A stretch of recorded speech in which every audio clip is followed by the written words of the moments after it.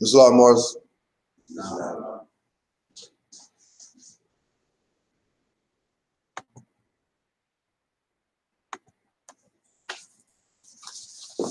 Let's rise.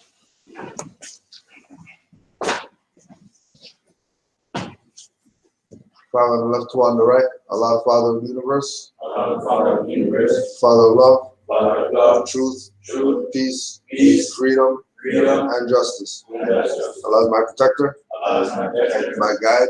My guide. And my salvation. My salvation. By night. By night. And by day. By day. To his holy prophet. To his prophet. Noble Jawali. Noble Jawali. Islam. Islam.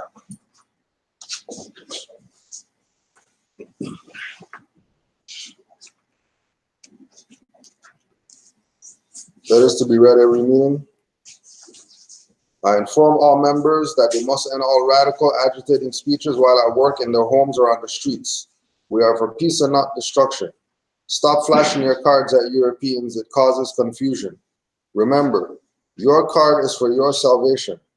Failure to obey these orders will be of severe consequence. We are for love, truth, peace, freedom, and when these principles are violated, justice must then take its course. Any member or group of members who hold malicious feelings toward the temple or the prophet, or violate the divine covenant of the Moorish movement, will receive their reward from Allah for their unjust deeds. All true Moors will and must obey the law as laid down to them by their prophet. If they lose confidence in their prophet, they should turn in their card and button, cease wearing their turban and fez, and return to the state where I, the prophet, found you. This is a holy and divine movement founded by the Prophet Noble Jawali. And if the prophet is not right, the temple is not right. The prophet, therefore, is sending out a divine plea to all Moorish Americans that they do their part in protecting their prophet and the temple. This is an everlasting movement founded by the prophet through the will of Allah to redeem his people from their sinful ways. Noble Jawali.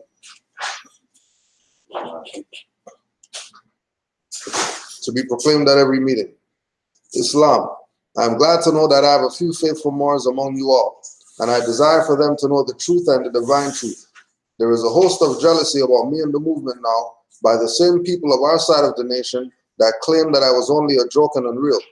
But now, since they have found out from the government officials and the nations of the earth that this is the only sole foundation that all Asiatics must depend upon for their earthly salvation as American citizens, they are working every scheme that they can to disqualify me, so they may take charge of the situation. I have notified all these things to you long ago in the past. It is through the faithful Moors that attribute to the movement and uplifting funds. The ones that paid their divine respect to me and the movement will be remembered.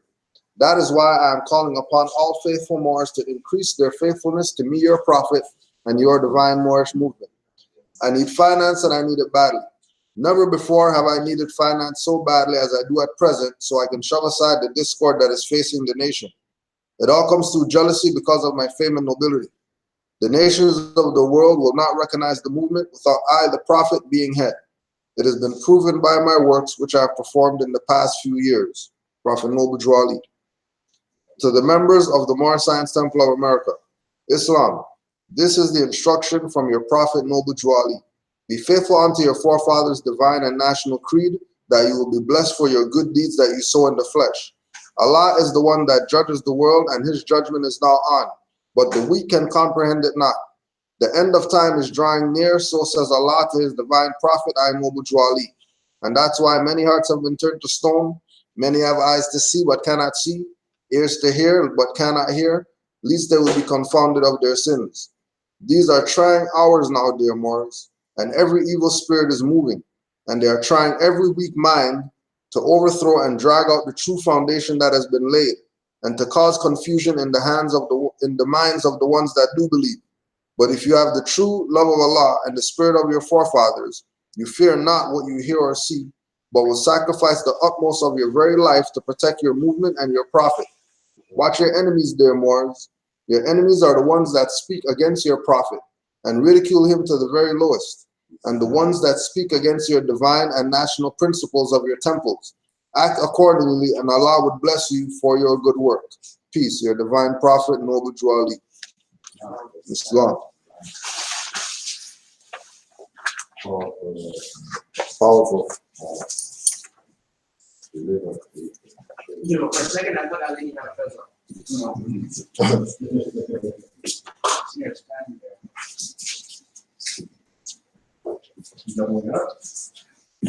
Dad, you took one? 8 traits of disinformationalists. What's that you read? 8 traits of disinformationalists. So this is more so for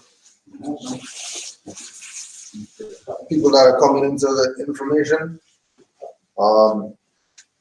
Like we've been saying, everybody's a scholar now. So you have to be mindful when you're doing your studying online. So these are things to look out for while you're out there seeking to know. 1, avoidance. They never actually discuss issues head-on or provide constructive input, generally avoiding citation of references or credentials. Rather, they merely imply this, that, and the other. Virtually everything about their presentation implies their authority and expert knowledge in the matter without any further justification or credibility. Selectivity. They tend to pick and choose opponents carefully, either applying the hit and run approach against mere commenters, supportive of opponents, or focusing heavy attacks on key opponents who are known to directly address issues.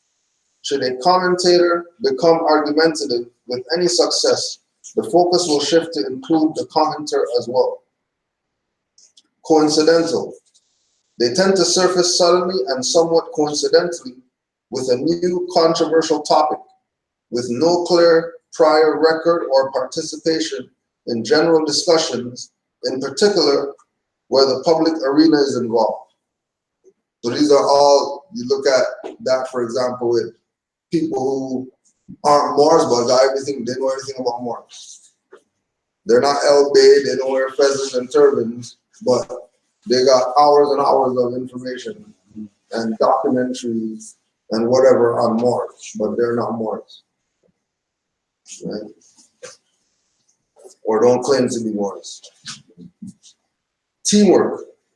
They tend to operate in self-congratulatory and complementary packs or teams. Of course, this can happen naturally in any public forum, but there will likely be an ongoing pattern of frequent exchanges of this sort where professionals are involved. Sometimes one of the players will infiltrate the opponent camp to become a source for strawman or other tactics designed to dilute opponent presentation strength or concentrate the strength. For example, when the Moor was talking about the black guy having the lecture, and because he was affiliated with the individuals that were putting the lecture on, he was there early when the lecturer was there. When the lecturer came there with a little crew or whatever like that, everybody was building, And then as the lecture went on, we got to question and answer period. And then when question and answer period came, the people asking questions were the people who came with the dude that was doing the lecture. Right? Because they have to sway the energy. Anti-conspiratorial. They almost always have disdain for conspiracy theorists, and usually for those who in any way believe JFK was not killed by LHO. Ask yourself why, if they hold such disdain for conspiracy theorists, do they focus on defending a single topic discussed and focusing on conspiracies? One might think that they would either be trying to make fools of everyone on every topic, or simply ignore the group they hold in such disdain. Or one might rightfully conclude that they have ulterior motives for their actions in going out their way to focus as they do. So this is like when you have Morris Science Temple of America getting questioned by colonial media about other Moors who are doing things, and they're not bringing up the fraud of the colonial media. They're going to bring up what they're saying about Moors who are supposed to be their brothers or whatever, right? And again, that's that Negro crab in the bucket mentality. You always pull your brother down, never help him up mentality, right? Artificial emotions. An odd kind of artificial emotionalism is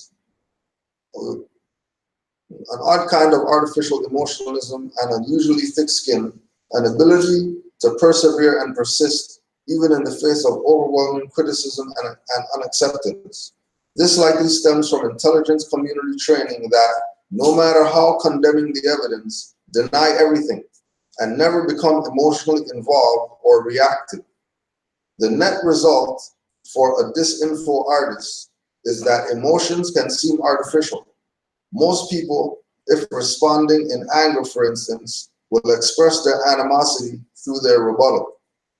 But disinfo types usually have trouble maintaining the image and are hot and cold with respect to pretended emotions, and they're usually more calm or unemotional communication styles.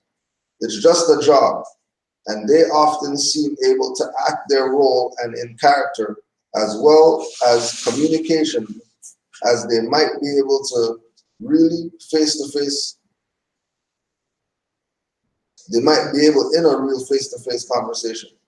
You might have outright rage and indignation one week, ho-hum the next, or more anger later. An emotional yo-yo. With respect to being thick-skinned, no amount of criticism will deter them from doing their job, and they will generally continue their old disinfo patterns without any judgments to criticisms of how obvious it is that they play the game.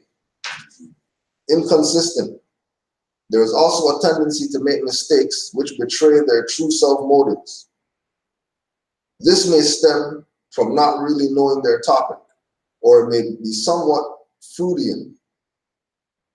So to speak, in that perhaps they really root for the side of truth deep within. I have noted that often they will simply cite contradictory information which neutralizes itself and the author. For instance, if one such player claimed to be a Navy pilot, but blamed his poor communication skills on having only a grade school education, I'm not aware of too many Navy pilots who don't have a college degree. Another claimed no knowledge of the particular subject or situation, but later claimed first-hand knowledge of it. Time constant. There are three ways this can be seen to work, especially when the government or other empowered player is involved in a cover-up of operations. Anything posted by a targeted proponent for truth can result in an immediate response. When dealing in more direct ways with a disinformationalist, such as email, delay is called for. There will usually be a minimum of 48 to 72-hour delay. Remarkably, not even media and law enforcement have not been trained to deal with these issues. For the most part, only the players themselves understand the rules of the game. Do not dare speak its name. Truth.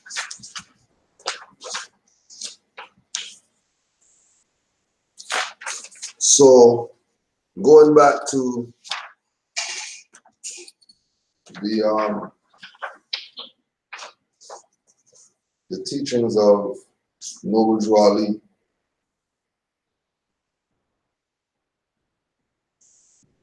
chapter 44. Holy instructions from the Prophet misery. Now, before we do that, we just want to give honors to the Prophet Buddha and put some of his teachings out there first. So after we read Noble Drew Ali Singh, we see the relation in the teachings.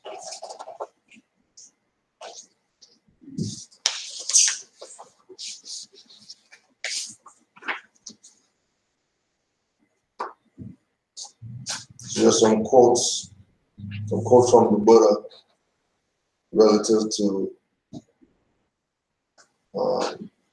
suffering and peace. Better than 1,000 hollow words is one word that brings peace. Peace comes from within. Do not seek it without.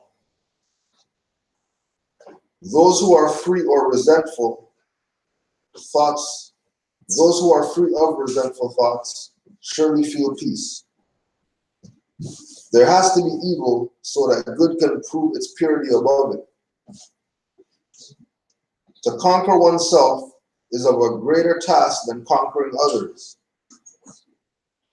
The whole secret of existence is to have no fear. Never fear what will become of you. Depend on no one.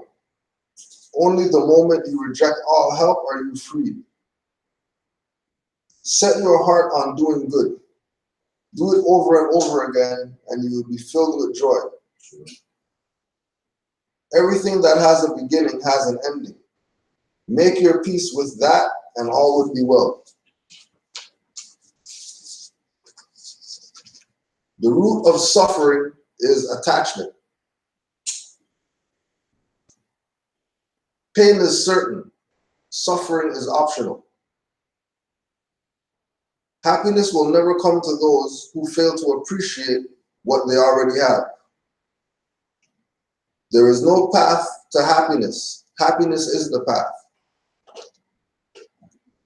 It is ridiculous to think that somebody else can make you happy or unhappy. Happiness does not depend on what you have or who you are. It solely relies on what you think. A disciplined mind brings happiness. Happiness is not having a lot. Happiness is giving a lot. Happiness never decreases by being shared. It is more important to prevent animal suffering rather than sit to contemplate the evils of the universe praying in the company of priests. What we are today comes from our thoughts of yesterday, and our present thoughts build our life of tomorrow. Our life is the creation of our mind. If a man speaks or acts with an impure mind, suffering will follow him as the wheel of the cart follows the beast that draws the cart. Islam. What's the middle of it? Chickpea. Your favorite.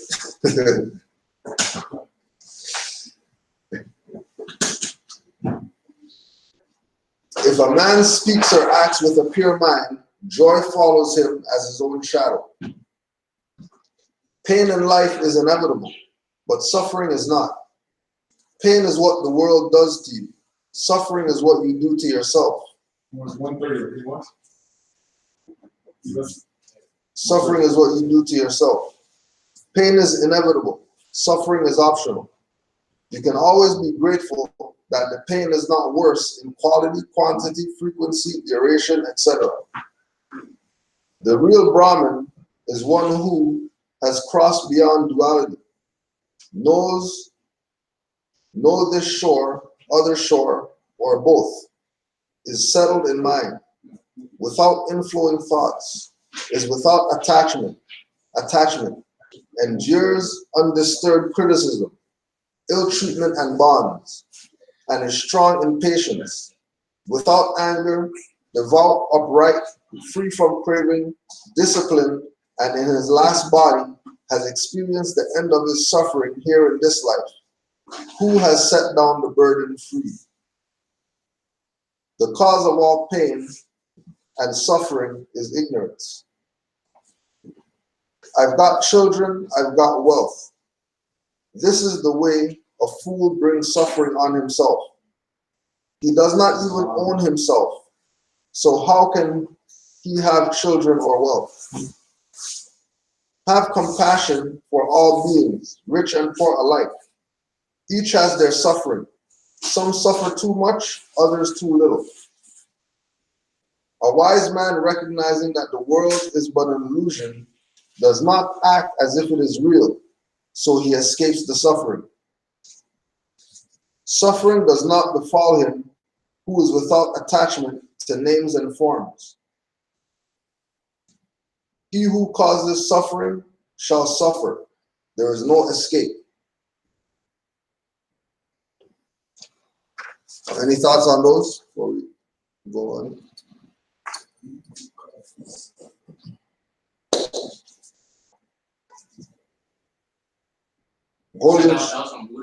Yeah. Teachings, just teachings of the Buddha. I would just say, give thanks to the teacher. Yeah, for real. Yeah. Strength.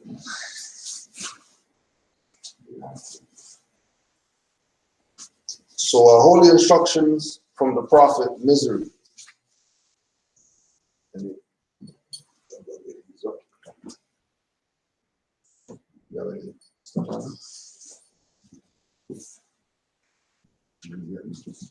Sword. Misery first. Actually, let me check.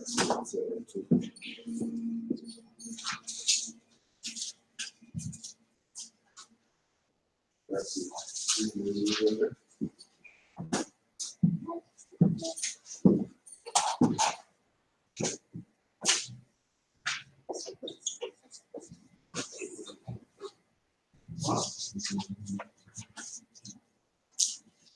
So this is coming down to the end of the prescribed lessons that Noble Juali prepared.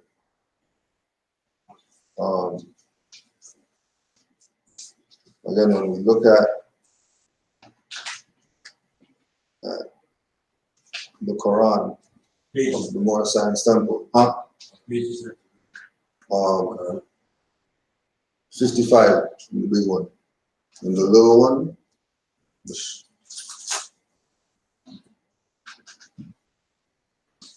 What chapter?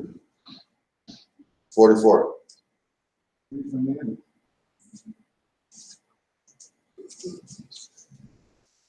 On page 104.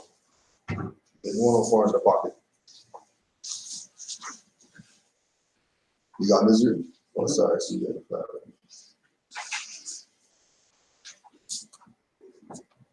Misery. Now,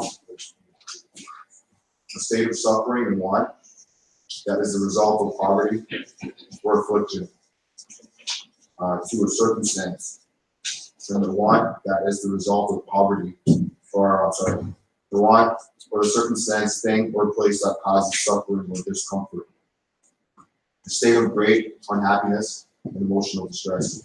And it says, send them see distress.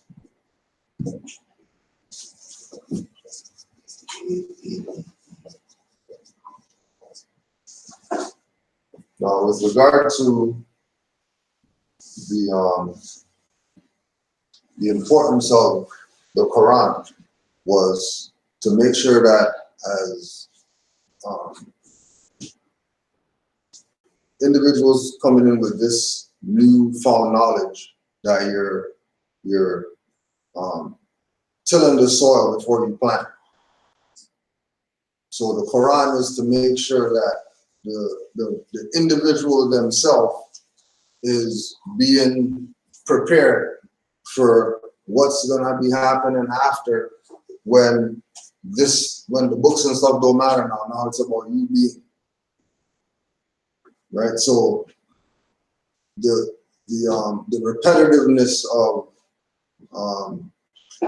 the principles and you know, saying the prayer and divine constitution bylaws and all of these things.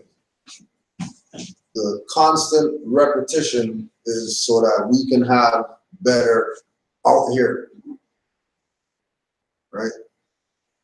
Once the self is where it's supposed to be, then everything outside would be easier to make manifest. And we have to, you know, give high honors for him to be able to select these certain teachings so that we have access to how to deal with things. So, you know, we have the Ministry of Death chapter where, you know, there should be no issue with Moors as far as death's concerned. So, because we have the lesson there to help us deal with it. It might not be conquered in one blow, but we can't say that we weren't given the stuff to help us deal with that. Yeah, right? So with regard to this chapter, right, state of suffering, state of unhappiness.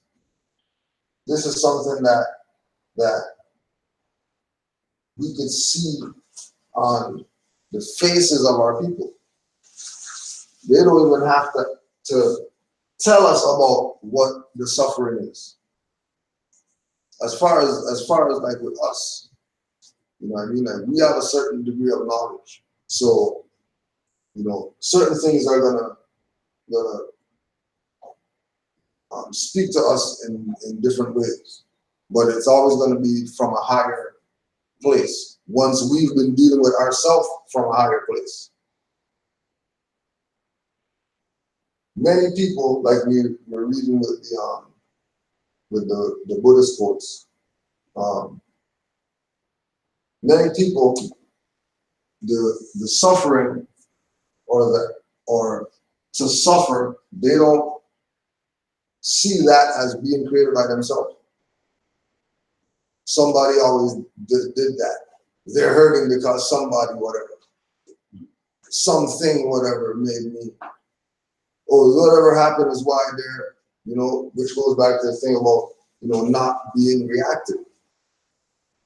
But once you start being reactive, you're dealing with only the carnal emotions, not dealing with being grounded. So this chapter was for us to know how to deal with this suffering with the idea that the repetitive nature of going through this all the time is going to ultimately eliminate it. It wouldn't even be an issue. Just like the death isn't an issue. Once you know death is no enemy of man, then you look at death totally different from there on. Like you're saying, we don't look at it, we look at it as martyrdom. It's a totally different thing now, right? Holy instructions from the prophet, misery. Feeble and insufficient as thou art, O man, in good, frail and inconstant as thou art in pleasure. Yet there is a thing in which thou art strong and unshaken. Its name is misery.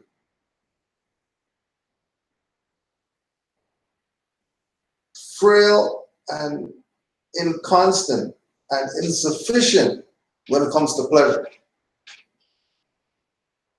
The beautiful thing that's supposed to inspire us to make us who we are, we're feeble in that. We're insufficient and inconstant in that.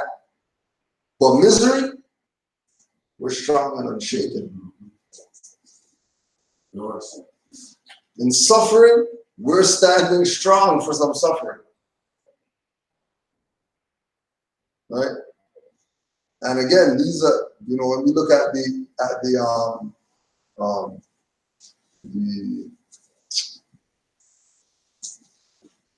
of us being liberated mentally or whatever, You know, and this is a thing that it doesn't even register with our people getting into being themselves and knowing themselves or whatever. That how come when we were in that frame of mind, suffering was expected? Struggling is what it was about. Nothing was easy. We were unshaken when it came to struggling. Struggling, we're going to struggle the best. We'll work our hands to the bone, which is dealing with the misery. Because the pleasurable things is what we're supposed to be unshaken with. The things that are supposed to uplift us and make us be greater is where we're supposed to be unshaken and stable. We're not supposed to be loose in nationality and birthrights. We're supposed to be strong in that. Be loose in some other stuff that you think is important, right? It is the character of thy being, the prerogative of thy nature.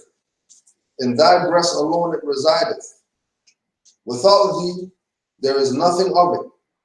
And behold, what is its source but thy own passions? What is the cause of us being so unshakable in misery is ourself. Our own stuff that we don't want to accept and deal with and face and whatever that is causing us the misery that we're going through, that now, you know, might get transferred to the posterity. Now they got your stuff that, and on top of the stuff that they got to deal with.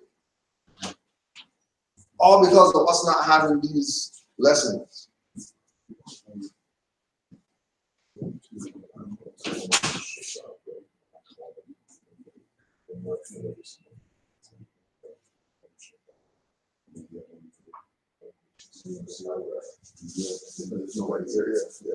Yeah. But then maybe you know, the question. Yeah. You know, that's just. Yeah. Maybe these are what we have. Well, and then as I said, you know, whether if you're broadcasting now, but we're just talking about the fact that if you call our thing, then there's no one here. Right? So maybe what we do is we just in half an hour sort of shut down and deal with our stuff here. We don't have to go downstairs. Yeah, it's just here. Yeah. So, like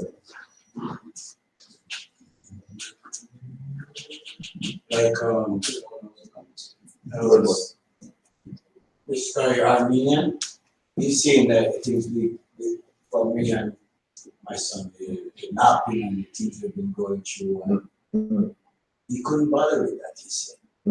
So I'm saying that in his parents from Armenia, they get real tortured, camps to make it to here. Right. So that he could be here now and living here what you call happy life, whatever, to be here or whatever. You gotta think what your parents went through now. Right. You made it here.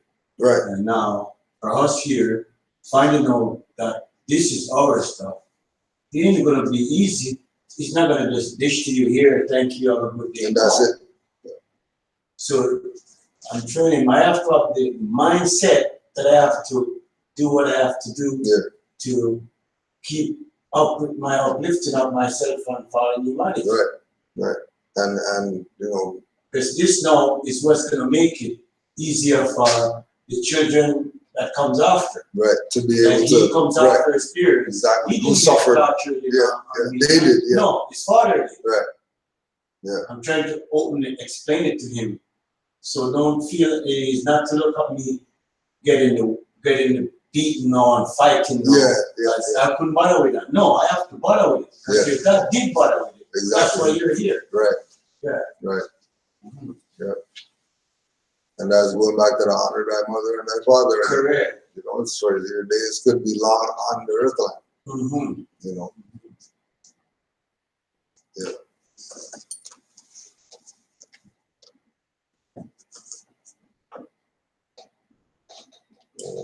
He who gave thee these gave thee also reason to subdue them. Exert it, and thou shalt trample them under thy feet. Right, so this lack of focus that we have of dealing with our things, but we deal with everybody else's things. We will cut everybody else's grass. Our grass is 20 feet high, right? Those things were given to us to be ignorant and to be passive and to not whatever. But also the opposite of that was given to us. That actually, yeah, we could conquer these foes. We could actually cut our grass and have our stuff ready to assist with somebody else, opposed to just talking about we're gonna do whatever, right? That we were given the reason to subdue these beasts, like suffering and misery. Why are we dealing with them then?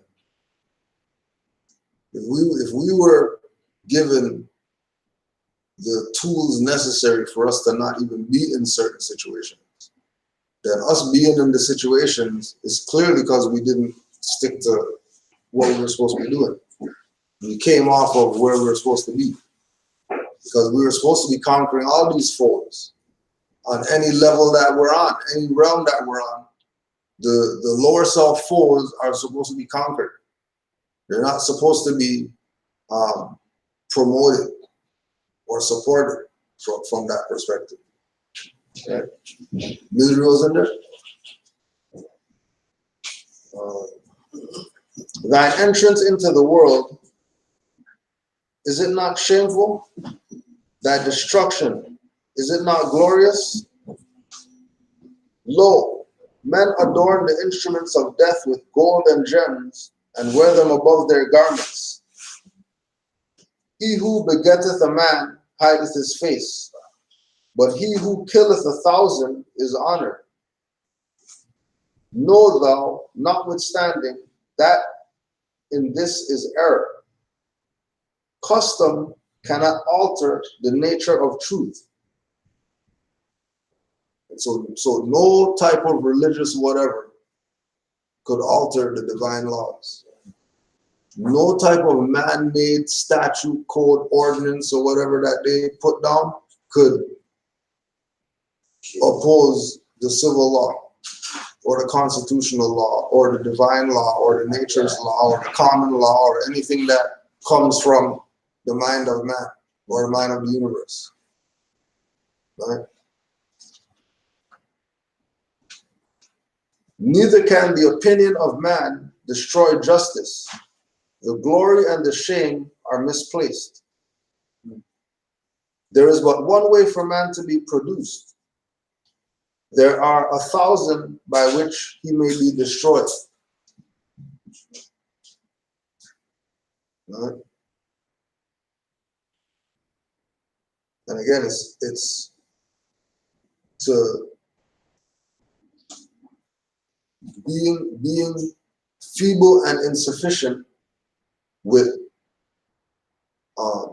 devices, with the things that are there to lead us to our lower self. Be feeble and inconsistent with those, and be strong and unshaken in the opposite of the things that are trying to destroy us, in order to not be destroyed in that sense.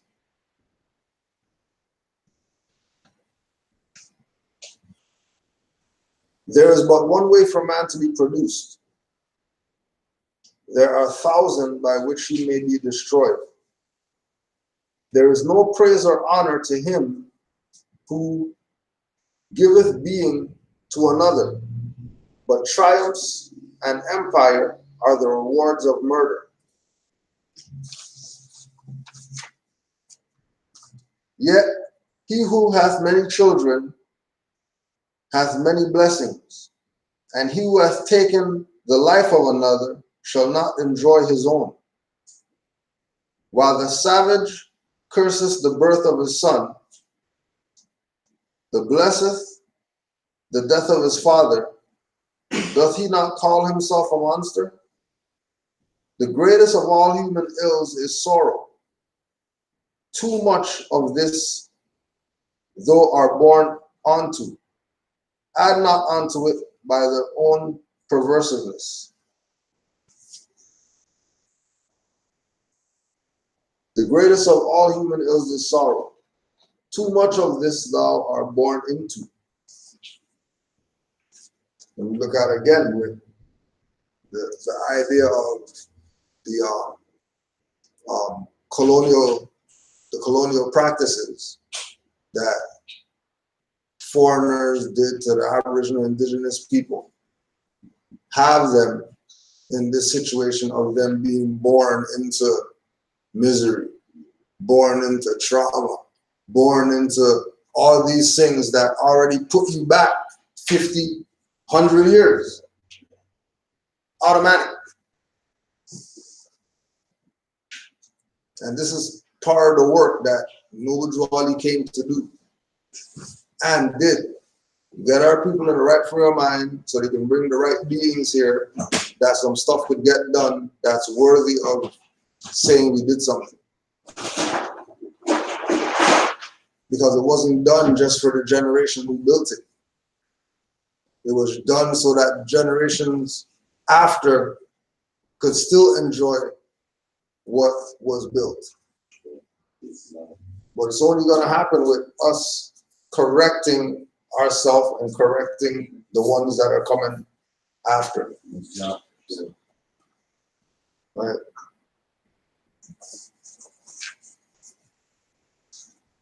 Grief is natural to thee and is always about thee. Pleasure is a stranger and visiteth thee by times. Use well thy reason, and sorrow shall be cast behind thee. Be prudent, and the visits of joy shall remain long with thee. Grief is natural and is always about. Pleasure is a stranger and visiteth by times. There's not supposed to be, we're not supposed to be strangers with happiness. It's supposed to be an abundant flow at all times. Just because we have certain things that other people don't have. Right? From the physical to the metaphysical to the spiritual, whatever, we are, as Moors, we have a lot of stuff that a lot of people don't have. We have a lot of access to things that a lot of people don't have access to. Right? Because they're not seeing it from the perspective that it's supposed to be seen. You know, they're looking at it from, you know, always having to get, but never be giving anything. Yeah, I've been through that too with my mother. Because I always tell her that if you keep saying thank you, thank you, thank you, means you don't give nothing. Right. All day you get thank you, thank you, thank you. You don't give nothing then. Mm-hmm. You know what I mean? And we all look to thank you, thank you, thank you. Yeah. But the other way, you're welcome, we don't hear that. Right. Yeah, you hear thank you more than you're welcome, for real. Sure. For real.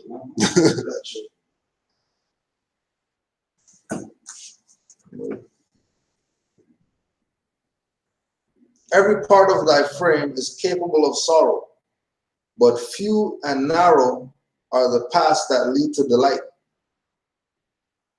Pleasures can be admitted only simple, but pains rush in 1,000 at a time. At the blaze of straw fadeth as soon as it is kindled, so passeth away the brightness of joy, and thou knowest not what become of it. Sorrow is frequent, pleasure is rare. Pain cometh of itself. Delight must be purchased. Grief is unmixed, but joy wanteth not. its alloy of bitterness.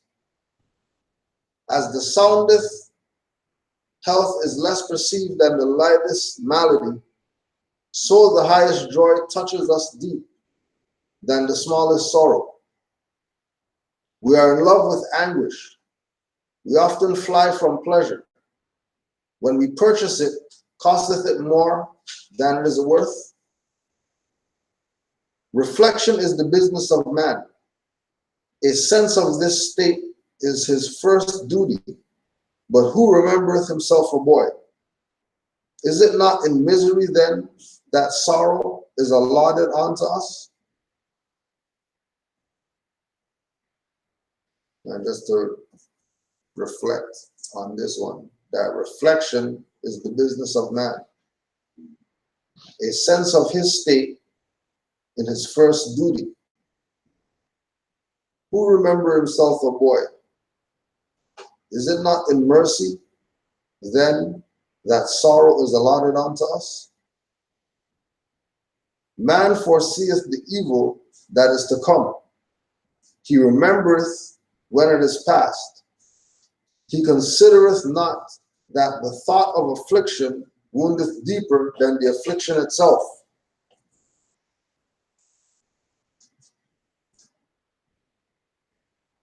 Man foreseeth the evil that is to come. He remembereth it when it is past. He considereth not that the thought of affliction woundeth deeper than the affliction itself. Right, that's like in one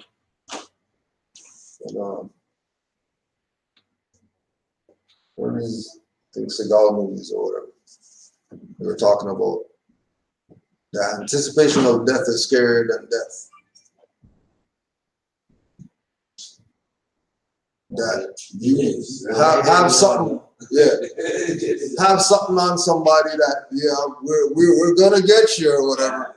That'll ride them harder. That might lead them.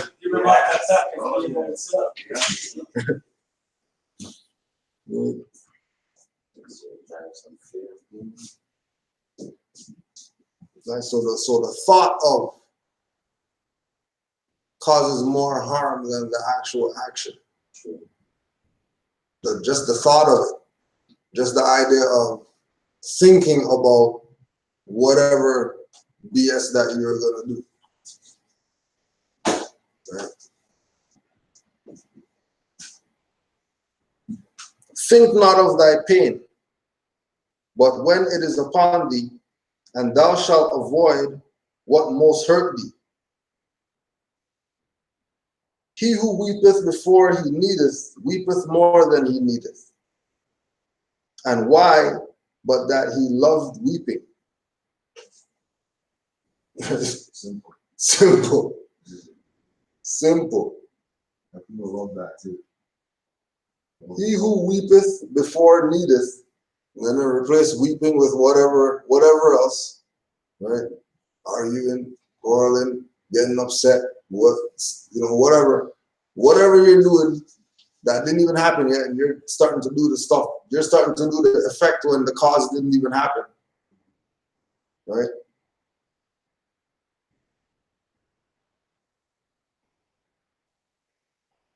You love the cause.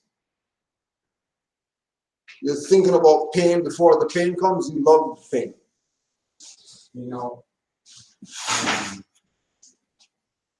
Think about growing up back in the days when parents used to spank you. Mm-hmm. Oh, damn. You start feeling those licks before they even find before they even find out what you did, you start feeling those licks already. There's like this thing embedded in us from way back. Yeah. The stag weepeth not until the spear is lifted against him, nor do the tears of the beaver fall till the hound is ready to seize him. Man anticipateth death by the apprehension of it, and the fear is greater misery than the event itself. Be always prepared to give an account of thine actions, and the best death is that which is less premeditated. Be always prepared to give an account of thine actions, and the best death is that which is least premeditated. I already gave those water. Yeah. No worries.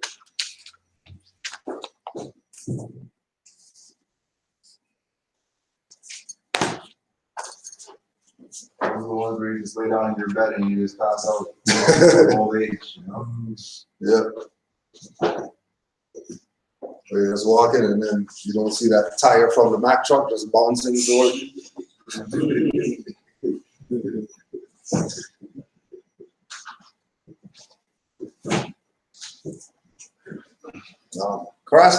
Characteristic features of the teachings of Buddha. 1. Self-reliance. This discussion of the aim of the Buddha's teachings leads us to the teachings' characteristic features. One of its most attractive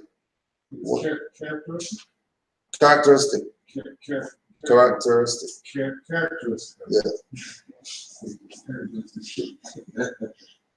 One of its most attractive features, closely related to its psychological orientation, is its emphasis on self-reliance. For the Buddha, the key to liberation is mental purity and correct understanding. And for this reason, he rejects the notion that we gain salvation by leaning on an external authority. He says, by oneself is evil done. By oneself is one defiled. By oneself is evil left undone. By oneself is one purified. Purity and defilement depend on self. No one can purify another. Wow. This stress on human effort, on our capacity to liberate ourselves, is a distinctive feature of early Buddhism and offers a remarkable affirmation of the human potential.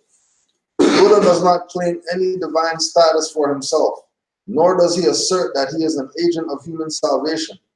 He claims to be not a personal savior, but a guide and a teacher. You yourselves must strive. The Buddha only points the way. Those who meditate and practice the path are freed from the bonds of death. Throughout his ministry, he urged his disciples to be islands to yourselves, be refugees to yourselves, without looking to an external refuge. Even on his deathbed, he gave his followers this last piece of advice. All conditioned things are subject to decay. Attain the goal by diligence.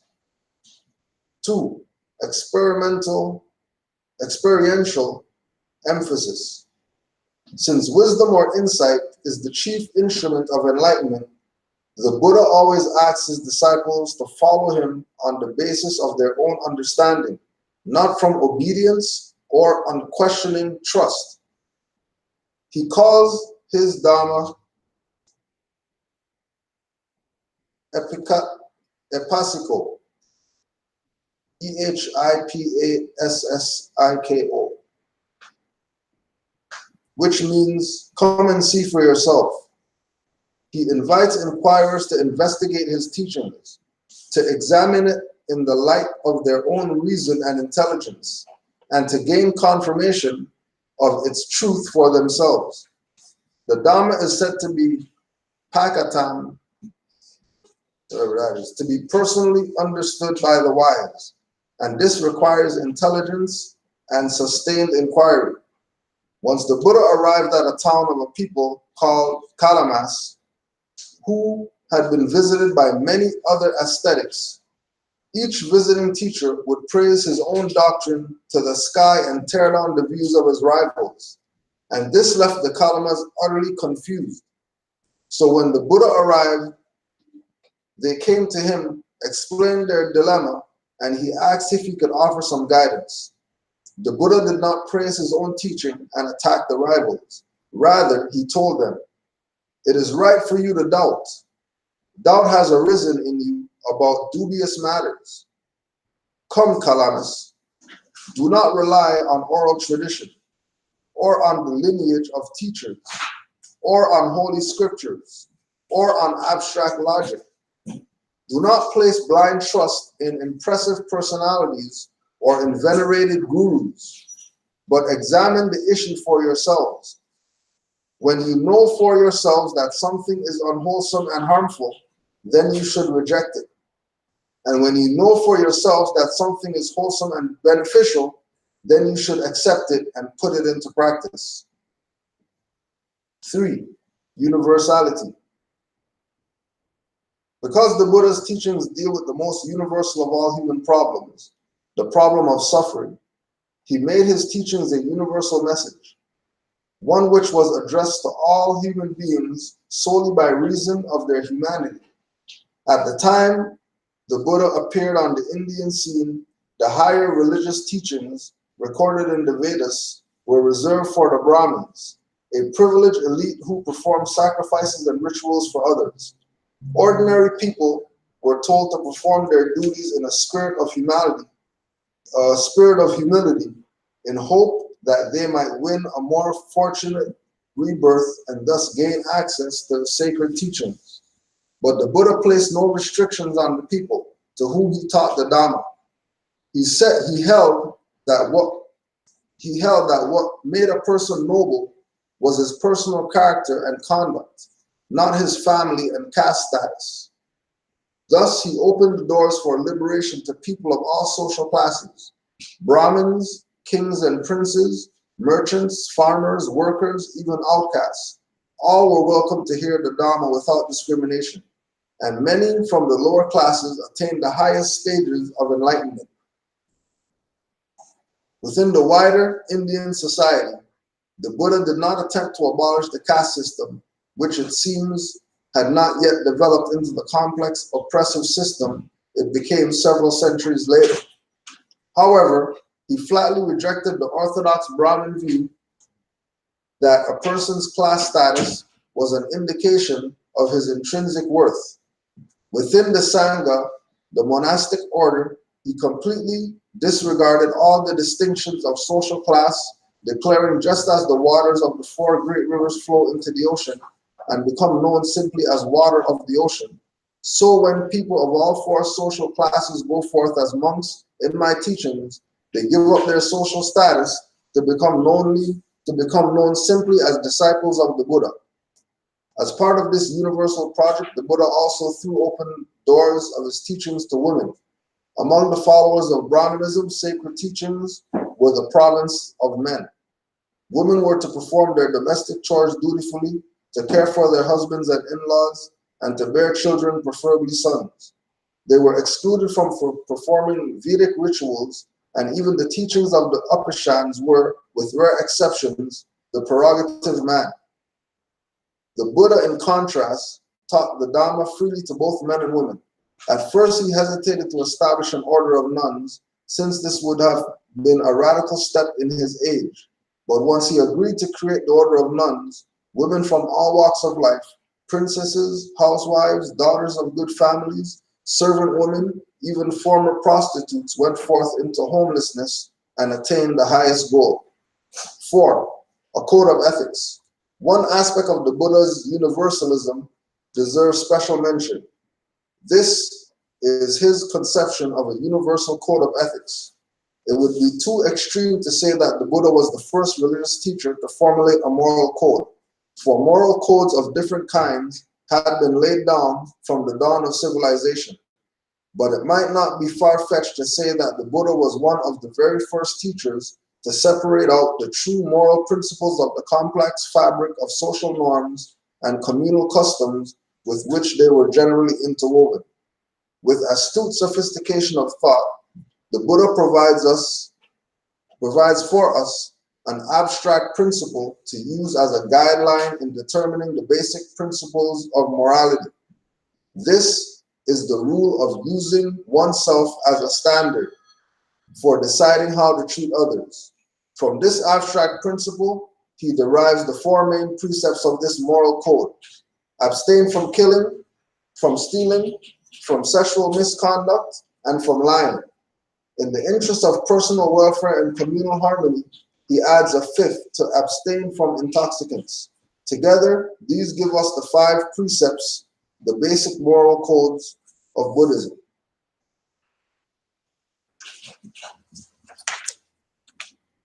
Islam, Morris.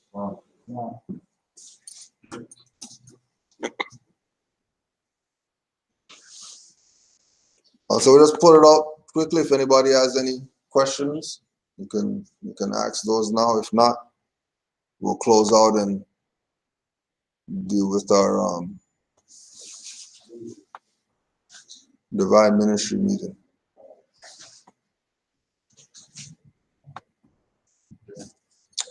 So we have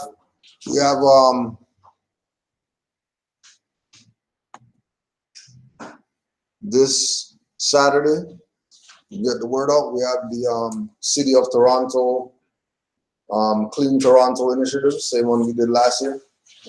So that's going to be here again. We'll be meeting up here for about 11 a.m.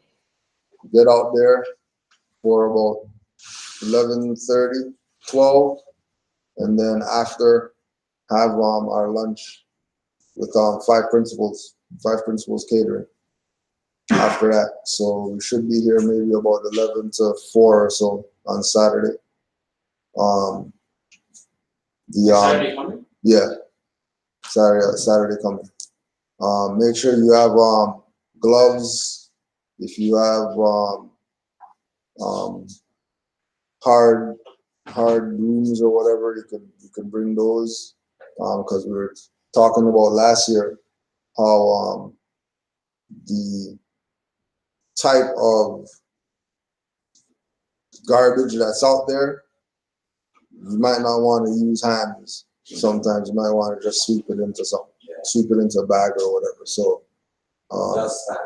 yeah, so if you have something, small dustpans, small brooms, hand brooms or whatever like that. Garbage bags you can get at, we're going to be picking up some. The bags are going to be at, I think at pizzas, have garbage bags for free. You can just go ask them. And the civic centers have garbage bags at the security desk.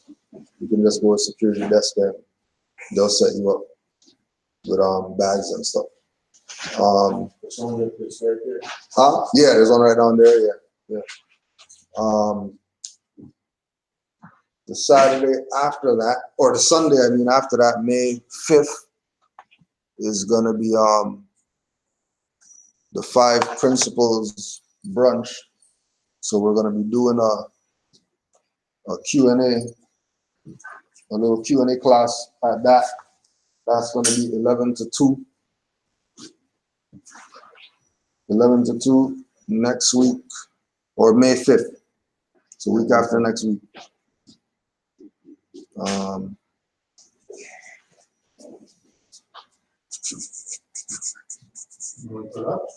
Why not? Yeah, so it's gonna be at Fusion Lounge, 880 Ellesmere Road. That's on Sunday? Yeah. May 5th. Then you're not gonna have class. There's just gonna be over there. Huh? It's gonna be over there.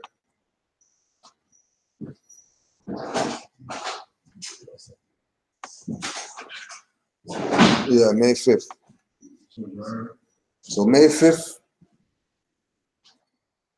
11 to 2. The 5 principals all-you-can-eat brunch in collaboration with Sunday class. And it's going to be at Fusion Lounge, 880 Ellesmere Road. Children are free. Teens $10, adults $20. 880 Ellesmere. How much is it? Adults 20. teens 10, children free. And it's going to be all you could eat, breakfast, appetizers, lunch, and desserts. 11 to what, 2? 11 to 2.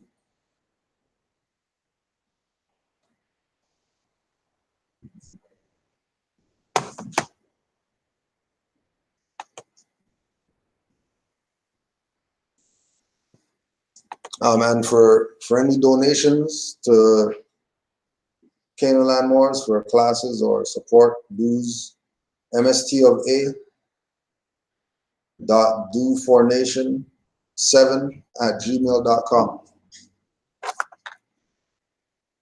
mstofa.dofornation,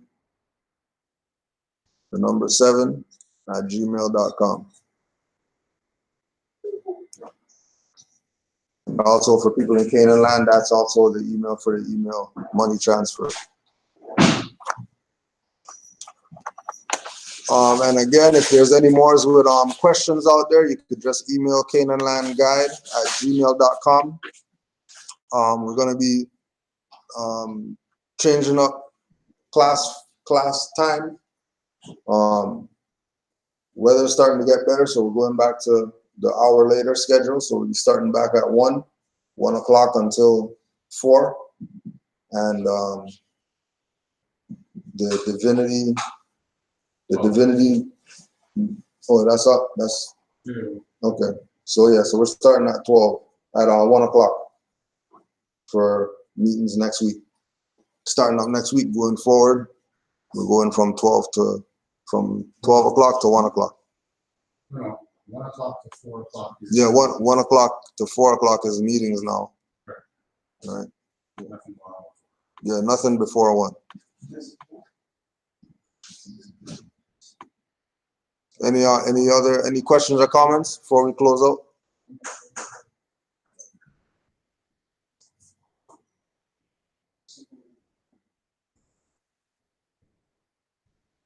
All right, peace and love to all the Moors.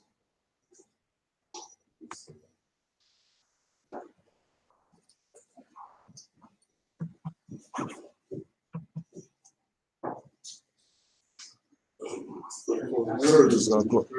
Yeah, we do the prayer.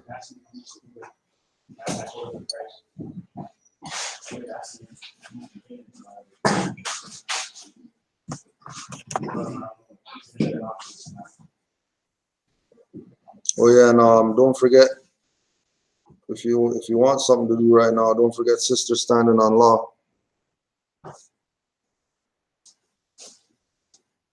1 p.m. 5 on the left, 2 on the right.